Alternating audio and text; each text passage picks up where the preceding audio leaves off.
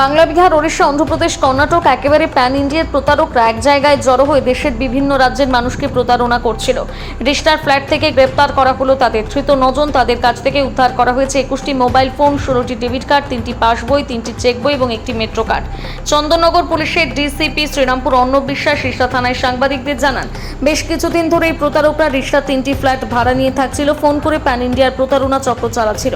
রিষ্টা থানার ওসি পরমেশ্বর প্রামাণিক গোপন সূত্রে খবর পেয়ে পুলিশ নিয়ে 3টি ফ্ল্যাটে হানা দেয়। গতকাল রাতে 2টি ফ্ল্যাট থেকে 9 জনকে গ্রেপ্তার করে, আরেকটি ফ্ল্যাট বন্ধ ছিল।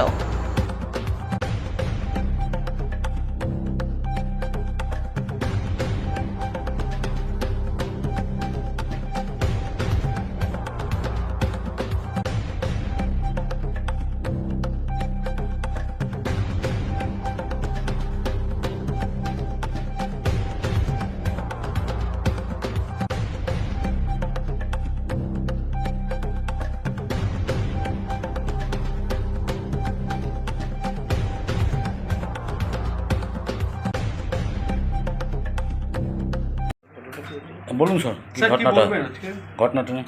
আচ্ছা, গতকাল আমাদের ওসি রিশরা একটা সোর্স ইনফরমেশন পায় যে এইখানে আমাদের রিষ্টার এলাকার মধ্যেই 3টে জায়গায় মানে অ্যাপার্টমেন্টে ঘর ভাড়া নিয়ে কিছু লোকজন মোবাইল ফোনে কল টল করে কিছু করছে, ব্যবসা বা কিছু এনিথিং, কিন্তু সেটা সাসপিসিয়াসফুল। তো সেই মতো রেড করার পরে 9 জনকে অ্যারেস্ট করা হয়। তারপর তাদেরকে আরও ছানবিন করার পর জানা যায় যে এটা একটা সাইবার ফ্রডের র্যাকেট চলছিল।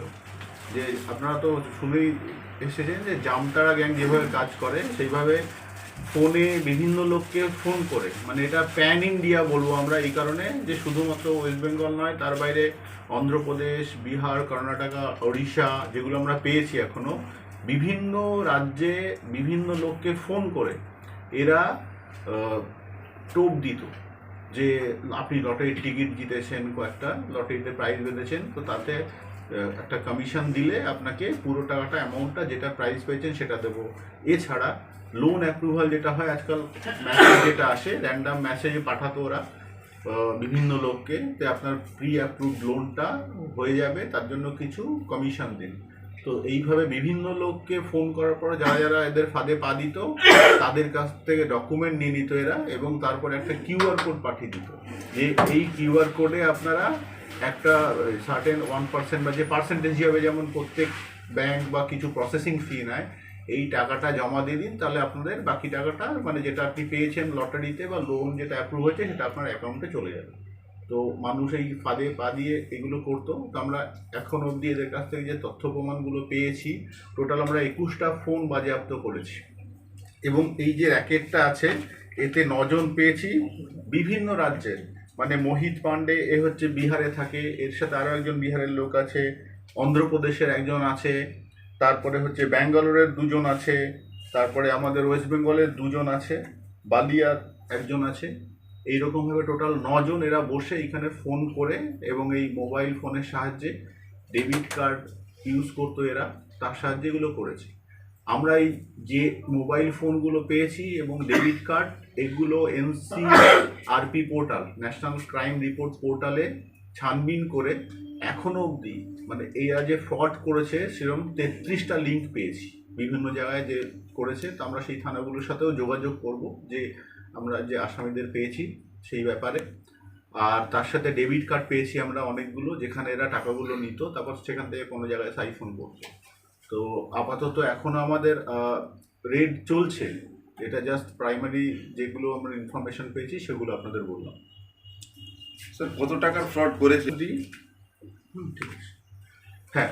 তো এখন অবধি যে আমরা যা পেয়েছি তাতে লিঙ্কগুলোতে টোটাল 16,78,000 টাকার লিঙ্ক পেয়েছি, কিন্তু অ্যামাউন্ট আরও বাড়তে পারে, কারণ আমরা আপাতত ইনভেস্টিগেশন প্রাইমারি পর্যায়ে আছে, এটা আপনাকে বললাম। গ্রুপ হেডকে কি পাওয়া গেল? হ্যাঁ, মোহিত পান্ডে যে আছে সেই হচ্ছে কি গ্রুপ হেড, তার সাথে বাকিরা ছিল। মোহিত পান্ডে কোথাকার? যারা হচ্ছে বিহারের লোক, যারা আটক হয়েছে বিহারীগঞ্জ, ওয়ারিশলীগঞ্জ, যারা গ্রেপ্তার হয়েছে তারা কি সব এই রাজ্যের না বিভিন্ন রাজ্যের? বিভিন্ন রাজ্যের বললাম। তারা কি পেশাদার?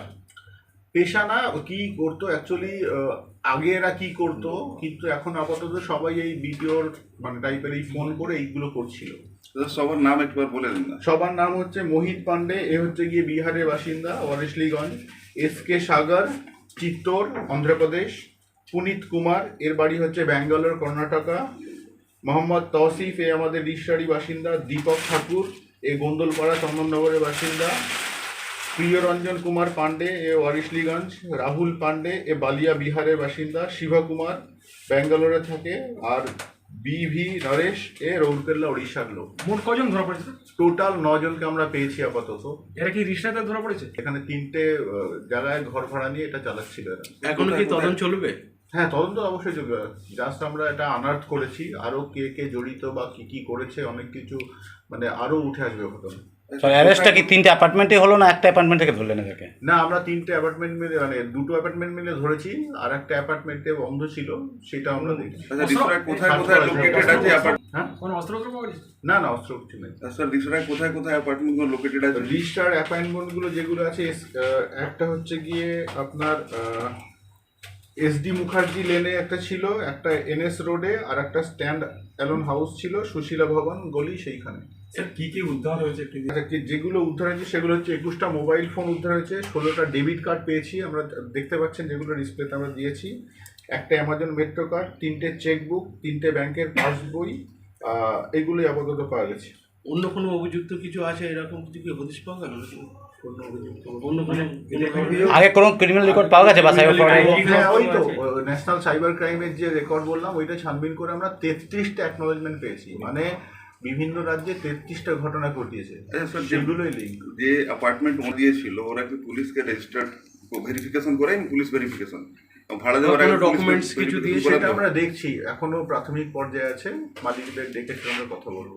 কি জানা গেল কতদিন থেকে এরা করছে? মোটামুটি 1-1.5 মাস ও ধরে এটা চলছে, সেটাই আমরা পেয়েছি সোর্স ইনফরমেশনে। কোনো ল্যাপটপ ছিল? ল্যাপটপ না, ল্যাপটপ কতজন ফ্রড হয়েছে? কতজন? 33। এগুলো কি হয়ে থাকবে, কারণ র্যান্ডামলি অনেক কথাবার্তা বলতে এগুলো জানা গেছে। এটা মানে পরবর্তীকালে আমরা বলতে পারবো। এখন অবধি 33টা যেগুলো পুলিশে রেজিস্ট্রেশন হয়েছে কেস বিভিন্ন জায়গায় বিভিন্ন রাজ্যে, সেটা আমরা পেয়েছি। এটা কি কেউ কেস করেছে? তার পুলিশের সুমোটে কেস? না না, এগুলো সব ওই বললাম ন্যাশনাল সাইবার ক্রাইম রেকর্ডগুলোতে যে আপনার কোনো সাইবার ফ্রড হলে অ্যাকনোলেজ করতে হয়, সেইগুলো তার মানে ওখানে ক্রাইম হয়েছে। রিমান্ডে নেওয়া হবে এদেরকে? অবশ্যই। মানে রিসা ওয়াজ কনভার্টেড টু অ্যাজ জামতারা? এইটা বলা যাবে না, কারণ আমরা বিভিন্ন জায়গায় যে এত ক্রাইমের রিপোর্ট পাই, সে মোটামুটি সব জায়গাতেই এগুলো ছোটোখাটো ভাবে যেখানে বিভিন্ন জায়গায় শিফট করে এগুলো করে, এমন নয় যে রিক্সা মানে করতো এরা, হয়তো আগে অন্য কোথাও করতো, সেগুলো আমরা পেয়ে যাবো। বলছি